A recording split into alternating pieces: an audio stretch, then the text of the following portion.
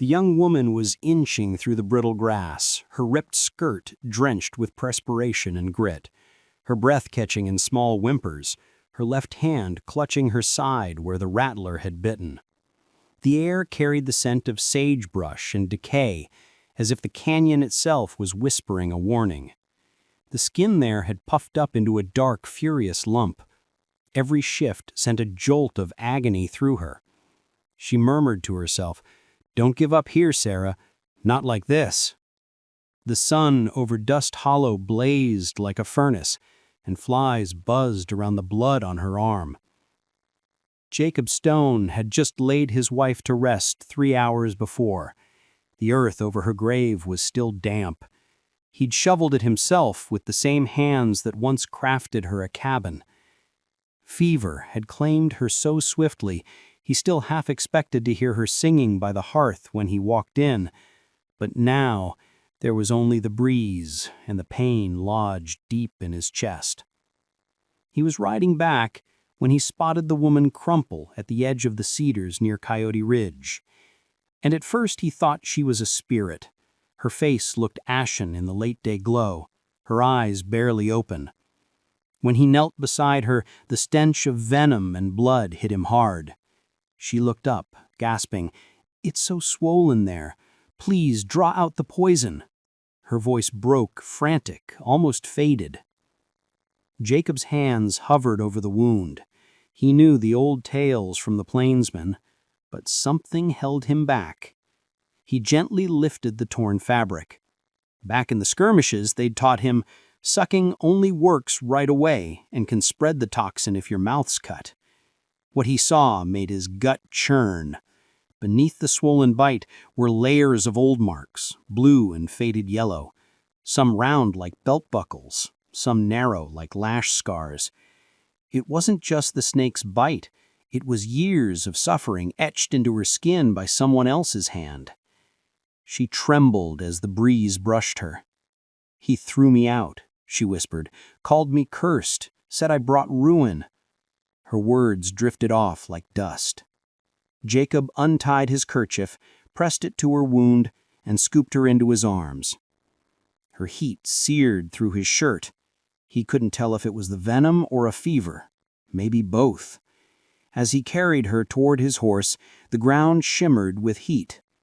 Each step pulsed in his chest like a heartbeat not his own. For the first time since his wife's passing, something stirred in him, not love, not yet, but a flicker of purpose, a need to save someone when he couldn't save the one he cherished. He draped her across his saddle and glanced at the long trail back to his homestead. The air smelled of cedar and decay. He didn't know who she was or what had led her to this forsaken hollow. But as her fingers twitched and gripped his cuff, he knew this meeting wasn't random. Was she here to ease his sorrow or to rip open a scar he wasn't ready to face?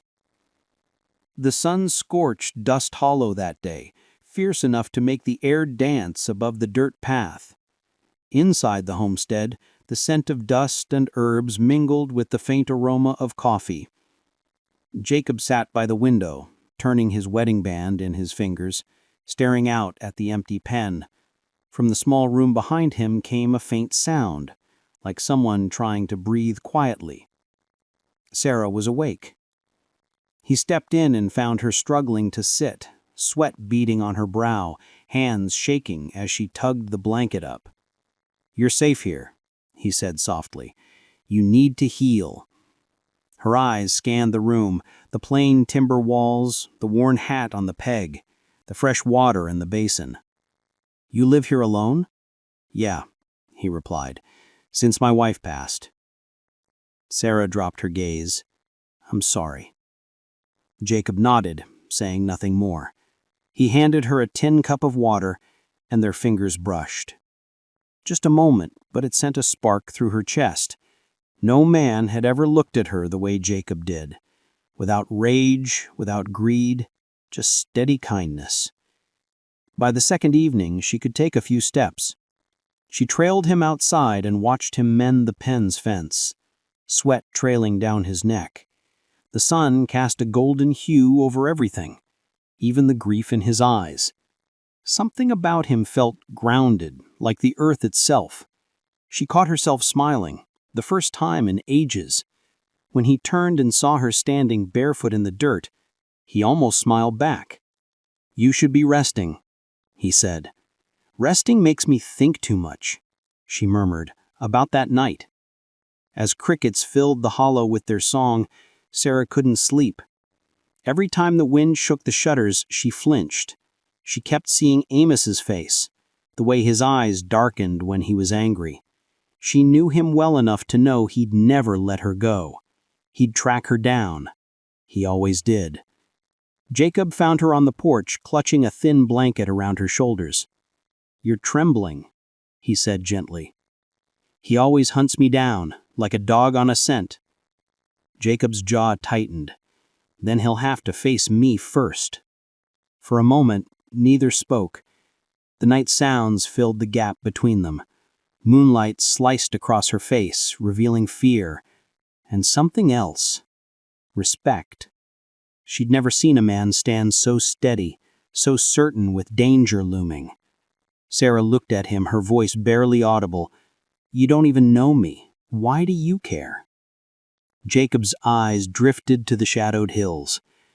"Because no one should live in fear."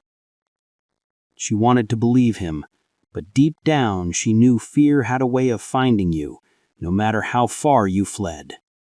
And that very night, under the same moonlight, a lone rider paused at the old well beyond the hollow.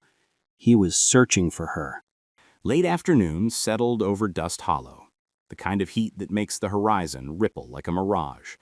Sarah was hanging clothes on the line behind the homestead, her side still sore but mending.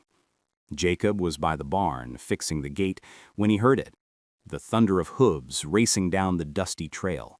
He froze, his hand tightening on the hammer. Sarah turned toward the sound, her face draining of color. "It's him," she whispered. The rider reined in hard, dust swirling around the horse's hooves. Amos Kane dismounted, his shirt unbuttoned, eyes wild, the stink of liquor hitting before he spoke. "You think you can hide her, old man?" he shouted. Jacob stepped forward, slow and steady. "Lower your voice. She's hurt, and you're not welcome here." Amos laughed, a cruel sound born of deep spite. "She's my wife. I'll take her where I want." He grabbed Sarah's arm before she could react. She cried out, pulling back, but his grip was like steel. Jacob reached them in 3 long strides. His hand seized Amos's wrist, twisting until he let go. "Touch her again, and I'll bury you beside my wife's grave."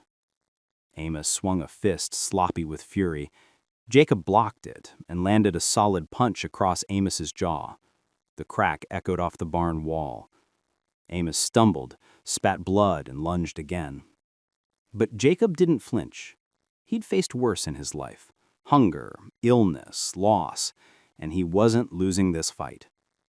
Sarah stood frozen, tears and dust streaking her face. She'd never seen a man fight for her, not like this. When Amos finally hit the ground, Jacob stepped back, breathing hard but calm. "Get on your horse and go. Don't come back." Amos lay there, hate burning in his eyes. Then he climbed onto his horse, spat into the dirt, and rode off toward the hills. Jacob turned to Sarah. "You all right?" She nodded, still shaking. "He won't stop, Jacob. He'll bring others. He always does." Jacob looked past her toward the sun dipping low behind the ridge. "Then we'll be ready." That night, the sky turned red before the stars came out.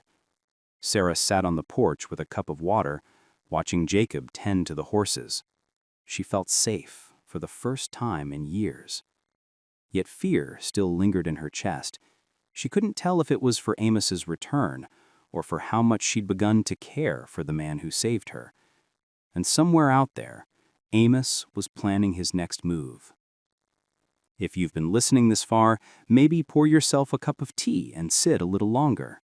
Tell me, what time is it where you are, and where are you listening from? And hey, if you'd like more stories from the wild lands of the Old West, hit that subscribe button and ride with me to the next chapter. 3 days passed before the sound of trouble rolled back into Dust Hollow. The summer air was thick, the kind that makes sweat cling to your neck and thoughts feel heavy. Sarah had just finished washing dishes when she heard the crunch of wheels on gravel. Jacob looked out the window and saw a wagon and 2 men on horseback. One of them was Amos Kane. The other wore the badge of a territorial deputy. Sarah's hands started to shake. "He brought the law," she whispered. Amos climbed down first, grinning wide. His jaw still carried a faint bruise from Jacob's punch. "Good afternoon, Stone. I came for my wife." Jacob stepped out onto the porch, the boards creaking under his boots. "She's not your property, Kane. She's a person." The deputy cleared his throat. "Mr. Stone, I'm just here to keep the peace. The papers showed they're married. You can't hold her here against his will. She ain't pressed charges, Stone. No bruises on record. Just a husband wanting his wife home." Sarah stood behind the door, tears filling her eyes. Amos's voice softened, almost kind. "Come on, Sarah. I'll change. I swear it. I'll treat you right this time." Jacob looked at her, his face unreadable. "You don't have to go," he said quietly. But Sarah hesitated. Years of fear sat heavy on her shoulders. The law was never on her side. Not in this land. Not in this time. Slowly, she stepped forward, clutching the little tin cross Jacob had given her the night before, the only thing she took. "If I go," she asked the deputy, "will you let him be?" The deputy nodded. Jacob's heart sunk as he watched her climb into that wagon. The wheels kicked up dust that settled into the wrinkles of his hands. When the sound faded, he stood there for a long time, staring at the empty road. Days passed, nights stretched long. Then one evening a rider came racing through the dark. It was one of the ranch hands from town. He shouted as he jumped down from his horse. "Stone, it's her. Amos is beating her again. Folks in Redstone heard her screams."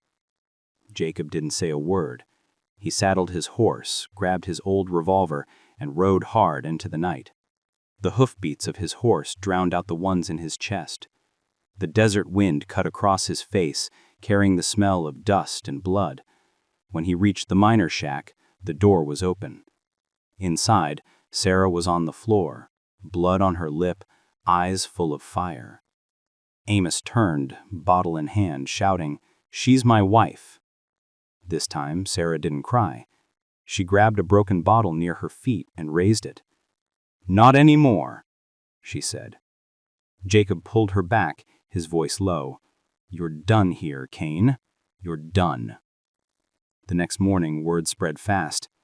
Amos was gone, headed out of town under threat of arrest. Sarah filed for divorce with the help of the county clerk. For the first time, the law stood with her, but freedom comes with a cost, and what she and Jacob would face next was something neither of them could have prepared for. 2 summers passed in Dust Hollow, and the wind that once carried sorrow now carried the smell of cut hay and rain from the high country. Life on Stone Ranch found its rhythm again. The fences stood straighter, the barn roof no longer leaked, and laughter sometimes echoed across the fields when the cattle came in. Sarah had changed. Her hands were rough now, her shoulders strong. She could ride better than most ranch hands and could calm even the meanest horse with a single look. Folks in town stopped whispering about her. They saw how hard she worked and how she never looked back. The scars on her skin had faded, but the ones inside still spoke to her on quiet nights. Jacob had changed too.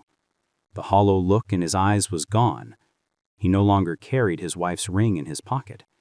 He'd learned something about grief, that it doesn't vanish. It just becomes part of you, like a shadow that walks beside you but no longer leads the way. One evening, the sky turned orange over the hollow, and Sarah was closing the barn door when Jacob came up behind her. He had a soft smile, the kind that only comes after years of silence. "You ever think we made it through for a reason?" he asked. Sarah leaned against the door, her face glowing in the last light of day. "Maybe the reason is just to prove we could," she said. They stood there in the stillness, two people who had lost almost everything, yet somehow found each other. There was no grand confession, no dramatic kiss, just the peace that comes when two broken hearts learn how to beat again, side by side. When the crickets started singing, Sarah looked out at the fading sun. "Funny," she said. "I used to think life ended the day I ran from him, but maybe that was the day it really began." Jacob nodded, his voice low. "Sometimes the hardest roads don't take you home. They build you a new one." The story of Jacob and Sarah isn't just about love. It's about surviving what tries to break you, about standing up when the world says you can't. It's about believing that even in the roughest land, a seed of kindness can still take root. So, let me ask you this.